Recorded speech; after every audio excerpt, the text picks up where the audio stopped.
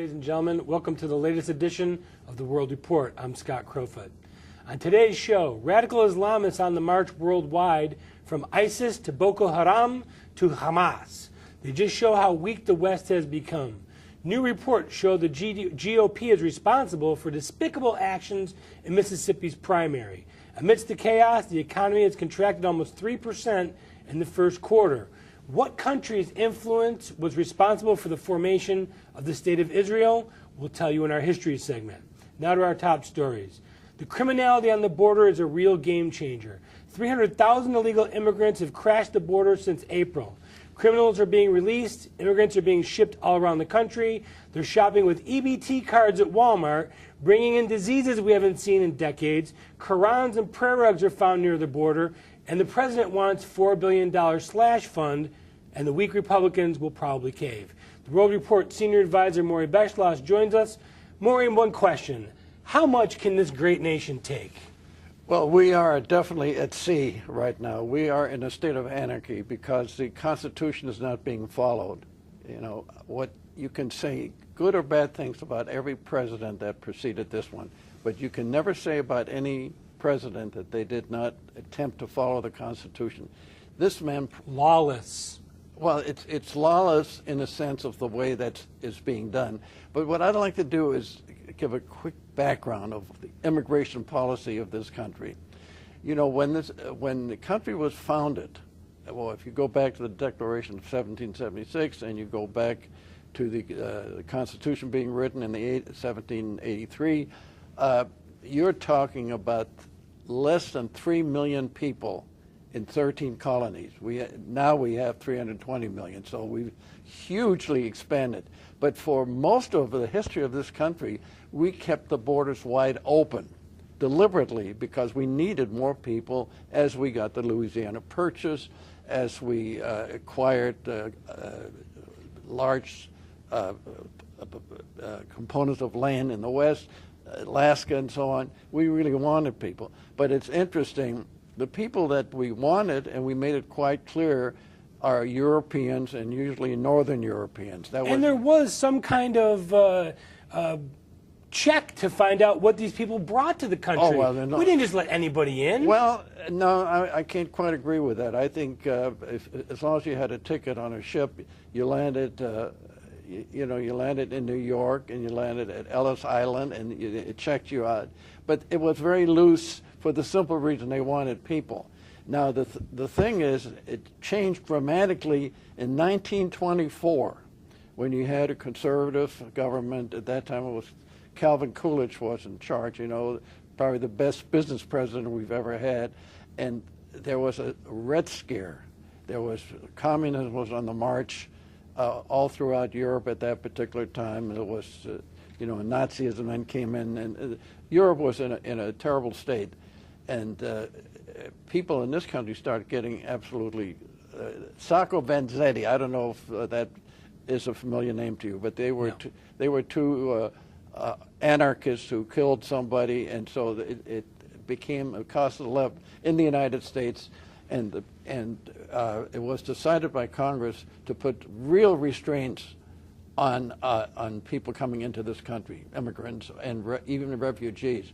It was impossible. I will give you my personal experience, which typifies what happened. You know, when Hitler came in and said he was going to eventually kill all the Jews, the smart ones said, let's get out of here, and the real smart ones said, let's go to the United States. But not only smart, you had to have money, you had to have connections, you had to have family. You couldn't just come here. No, that's exactly the point I'm going to make. We were very, very fortunate. We were a prominent family. My mother had 3 rich uncles in Pittsburgh, Pennsylvania, and they had to sign an affidavit that they would support our family, which was my brother and myself and my mother, so that we would not become a ward of the state. The whole thing was very definitive. Also, at that particular time, my father had fled to Cuba because he couldn't get into the United States. It was only my mother, and so everything was very specific. It was very strict, and this, unfortunately, a lot of refugees, especially Jewish refugees who wanted to get into this country, couldn't get in. I'd say only about maybe 2 or 3% of all those who had wanted to go were able to get in. And Roosevelt, of course... But a lot of them didn't have the means to get here either, correct? No, that was no big deal. On a ship, you bought a ticket. No, you're going back to the 1800s and 1900s. Even then, people would go in steerage and get here, and they would... This was a time when America wanted more people into this country. But after 1924, you had a very, very strict immigration policy that transcended the Second War. And ironically, the only way that particular strictness was broken is when it was found out that the United States was bringing in a lot of German war criminals to work on NASA or the predecessor to NASA, or to help us build our basic, not only space program, but our nuclear development program, so we could confront the Russians, who were the co-superpowers in the world.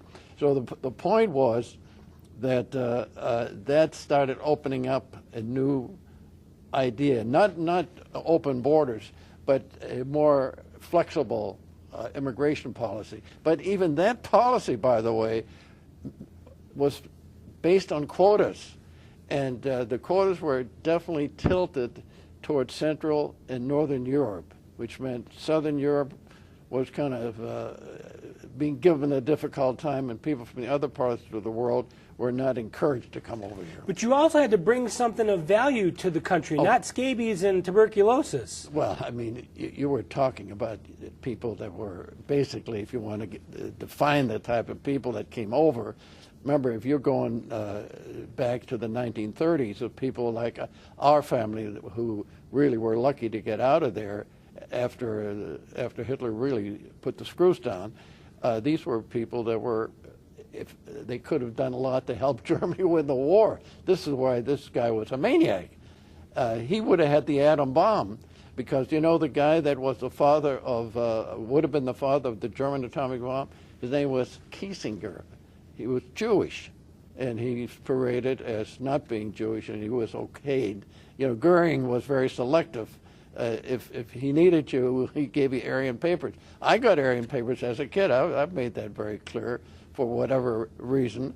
And the point is, but the people that came in on the quota system were usually pretty high-grade people, educated people, people that would bring something to the equation. Well, that's not what's happening today. No, that's my point. We're talking about the third world bringing all their ilk to the country and basically overrunning the country. There's no question about it. What I'm bringing out is that there was an evolution that has now gone down the drain. So let's go back to my initial question.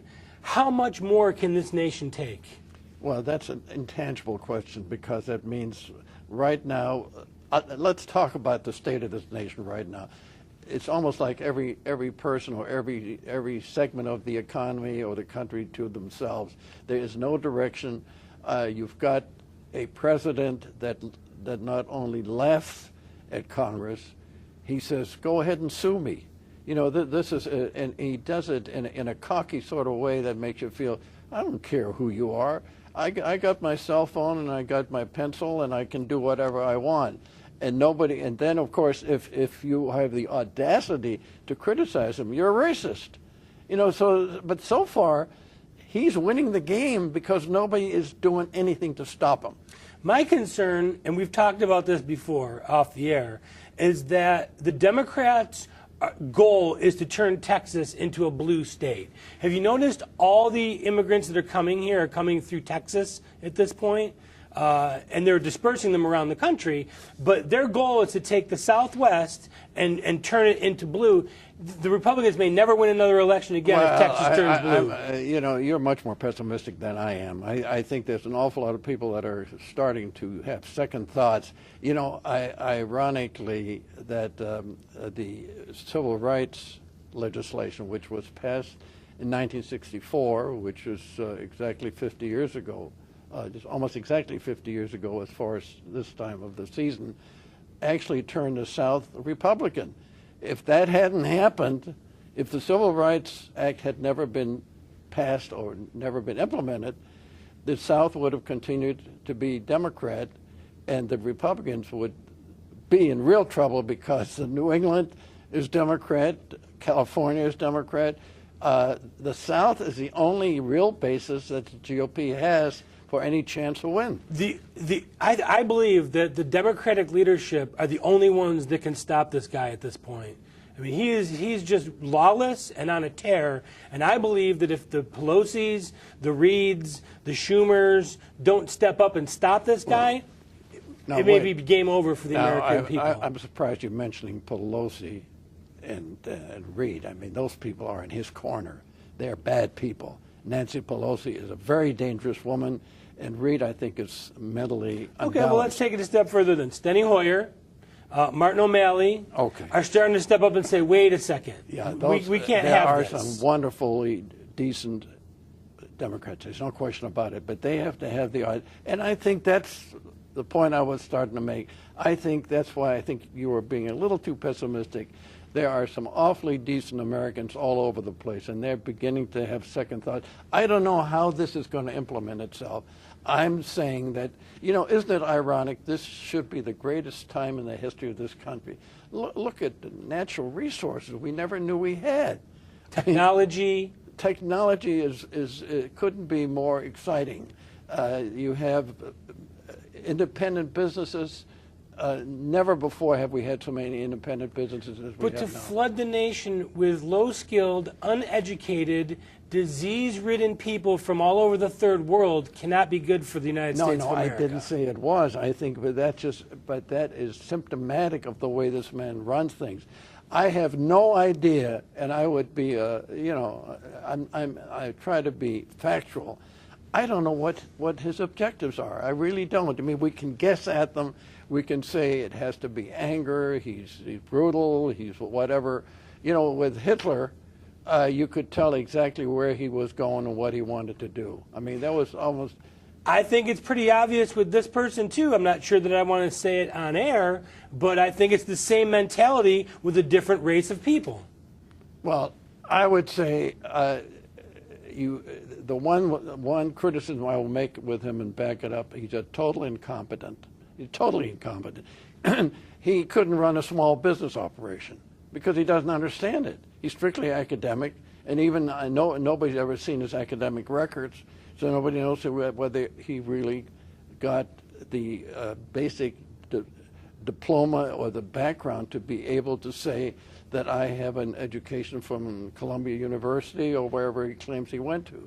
The whole thing was a setup also. He's got George Soros behind him with billions and billions of dollars and with the greatest amount of visitation rights in the White House. Well, I've got to say that most people don't do well at their first job, so I'm going to cut him some slack on this one. Yeah, I mean, the first job shouldn't be the number President one, of the United States. Or the number one person in the world. We need to step away for a brief moment. We will return with our economy and energy segment, the global outlook, political insider, and history. If you want to watch the show again or catch any segments that you missed, it's very simple and free. Just log on to our website, theworldreport.org. And when you're there, remember to like us, recommend us, and leave comments. We'll be right back.